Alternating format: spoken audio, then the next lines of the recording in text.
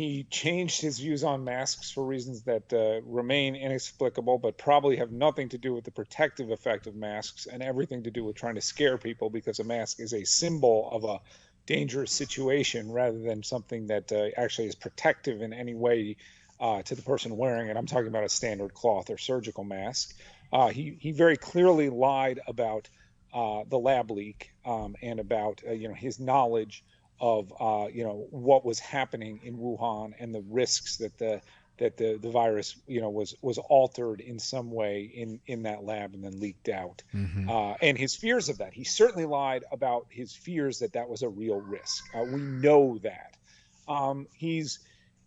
Look, the guy is a master politician. He's a master bureaucrat. He's had a lot of goodwill over the years because of HIV and the role he played in helping oversee, the successful response to that epidemic. And I think that a lot of the criticism of him about HIV is actually undeserved. I think he did. I think if you talk to AIDS activists and people who were close to the situation, they will give him credit. But he has failed dramatically in overseeing this response. And because the media loves him and really hated Donald Trump, he's paid no price for that. As you know, Sweden did not have lockdowns, did not pass any mandates. Did Sweden get it right? It looks that way. And Sweden appears now, again, the coronavirus makes fools of anyone who tries to predict it. But if you look at the sweep of the last year, Sweden's had, since the last winters, had very little in the way of coronavirus. And right now, as a lot of the rest of Europe is headed, right down the rat hole again with tons of cases, Sweden doesn't seem to have those. And Sweden had less economic disruption than some of its neighbors. Certainly big countries like France or Britain. It had comparable death numbers or less than those countries. And so, I think ultimately, even more than Sweden, you can look at Florida and you can say, Florida has essentially functioned normally for the last year. And it's not that they've avoided death. They've had a fair amount of coronavirus death down there, but they have not torn up their society. And Ron DeSantis really has followed the science at every turn. And so, we're 18 months in. It is still impossible to know who did everything right. And it's quite possible nobody did everything right. But we can know who did things wrong. We can know who lied. We can know who, shut schools for no reason, and we should start telling those people, that we are not going to accept their nonsense anymore. Among the amazing stats you have in your book is this one that just jumps out at you.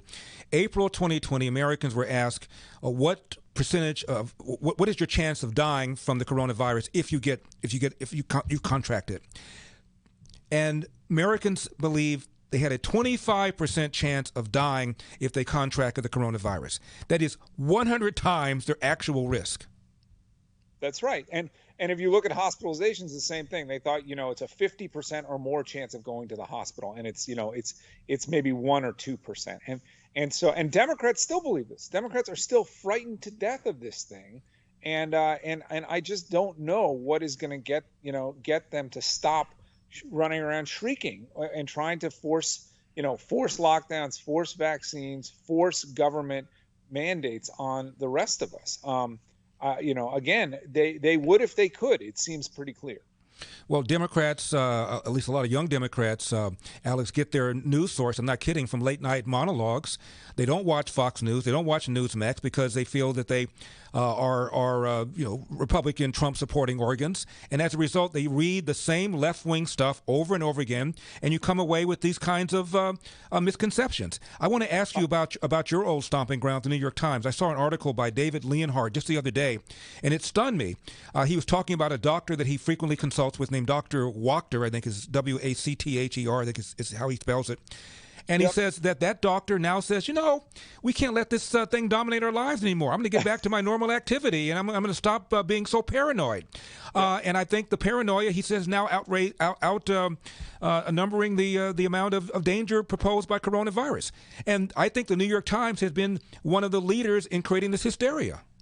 Yeah, no, you're absolutely correct. Listen, I know David. I worked with David at the New York Times. I went to Yale with David. When I say I'm a class traitor, my condolences. I mean, I'm truly a class traitor, Larry. Hmm. These people don't like me because I've stood up and said to them, "You're making a giant mistake here." And by the way, it's interesting you talk about, the siloing and how people on the left only watch those networks. Well, the siloing is bad on the right too. Okay, I think there are people on who only watch Fox or Newsmax or your show. There's some of that too. But I will say this: I have been desperate to try to get sort of my information to people on the left. And I've said to MSNBC and I've said to CNN and I'd happily write an op-ed for the New York Times. I've said, have me on, have it live, and you can ask me whatever you like. Come at me as hard as you like. I don't care. They won't do it.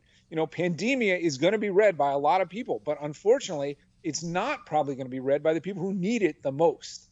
And I don't know what to do about that. And Twitter banning me just makes it worse. Well, I couldn't agree with you more. When we come back, Alex, I want to talk to you more about the reaction to your book. So please don't Larry, go away. I cannot. I have to tell you, I gotta go. My family's killing me.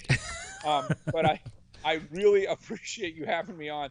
But I'm gonna. My wife is gonna set me on So, fire if I so, don't so go. Alex leaves under the severe grilling he's getting from Larry Elder. Alex, no kidding. Thank you very much for coming on. I appreciate it.